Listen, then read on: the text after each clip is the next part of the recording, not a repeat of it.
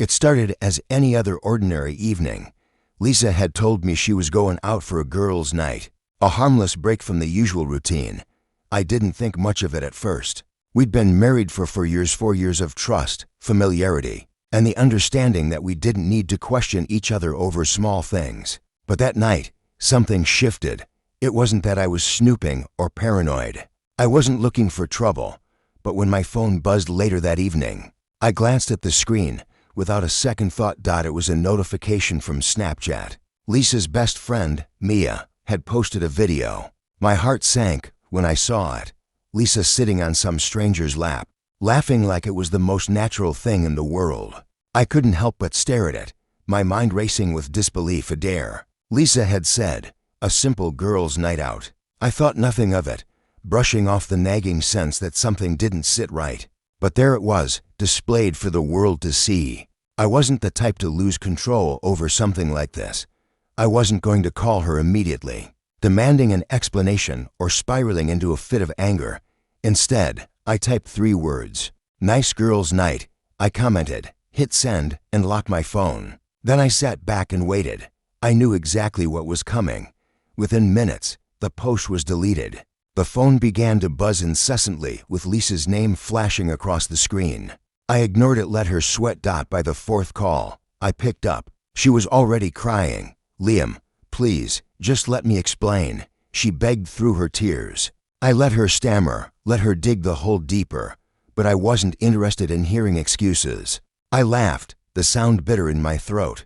Here's my dare, I said. Find a new place to live. And with that, I hung up. I blocked her number immediately. It was done. Lisa had always been good at talking her way out of things. She had a talent for manipulating situations, twisting everything to make herself the victim, even when she was clearly at fault. She'd done it before, with friends, with family, but I never thought she would try it on me. As I watched the call log and her name flicker on the screen again, I knew exactly what she was doing. She wasn't calling to apologize. She was calling to take control of the narrative, to make me the bad guy. I let her try. She called again and again. By the time I picked up, I could hear the desperation in her voice. Liam, please, you have to listen. I didn't say a word, just let the silence speak for itself. It wasn't what it looked like. She stammered, the words coming out in a desperate rush. I almost laughed. Really? I asked. Because it looked exactly like you sitting on another guy's lap. She faltered. It was a dare, just a stupid joke. She tried. I exhaled slowly, the calm in my voice cutting through the chaos. Lisa, do you think I'm an idiot? There was silence. Then she shifted her angle, trying to downplay everything. Liam, you're blowing this out of proportion. I didn't even kiss him, she insisted. I leaned back, letting the words sink in. Oh, so you admit it happened. Just a second ago, you said it wasn't what it looked like. Now you're saying it did happen, but it didn't mean anything. She froze. The words were out, and she knew she couldn't take them back. Liam, come on, I love you. I would never cheat on you, she pleaded. I finally let out a dry laugh, the bitterness thick in the air. Lisa, I don't think you understand. I'm not mad. I just don't care anymore. And that was the moment I knew I was truly done. She went for the guilt trip next. You're seriously going to throw away 4 years over a stupid dare? I shook my head, calm and steady. No, Lisa, you threw away 4 years over a stupid dare. Her sobs filled the silence. She begged me, pleaded with me, but I was already gone. Your stuff will be outside in an hour. Don't call me again, I told her before hanging up and blocking her for good. The last sound I heard from her was a desperate cry, but I was at peace. I was free. Lisa thought she could talk her way out of it. She thought she could manipulate, cry, and somehow make me feel guilty for not forgiving her. But what scared her most was that I wasn't angry anymore. I wasn't yelling, demanding an explanation, or begging for closure. I was simply done, and I wasn't going to let her back into my life. I wanted her to feel exactly what I had felt: helpless, powerless, trapped. So I made sure she would. By the time Lisa walked through the door, the apartment no longer felt like her home. Her keys worked, but only for the front door. The bedroom was locked, and the Wi-Fi password had been changed. Her clothes were packed neatly into trash bags by the door, waiting for her. The fridge, cleaned out, save for one note taped to the door, "You're not welcome here." I didn't stick around to see her reaction.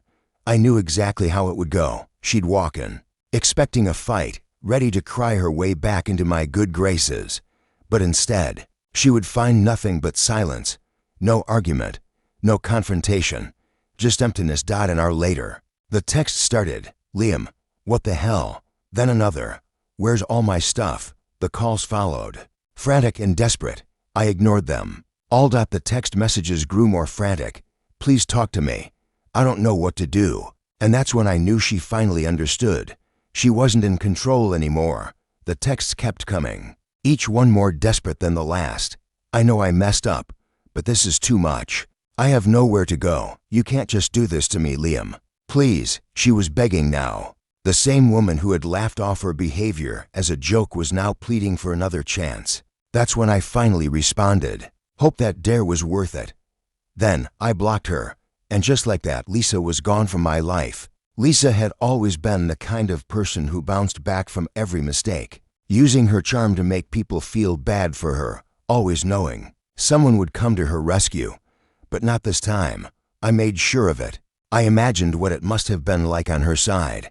She probably tried calling her friends, expecting someone to offer a place to stay. Mia, the one who had posted the video, was the first to turn on her. When Lisa showed up at Mia's door, crying, begging for help, Mia slammed the door in her face. "I'm not getting dragged into this."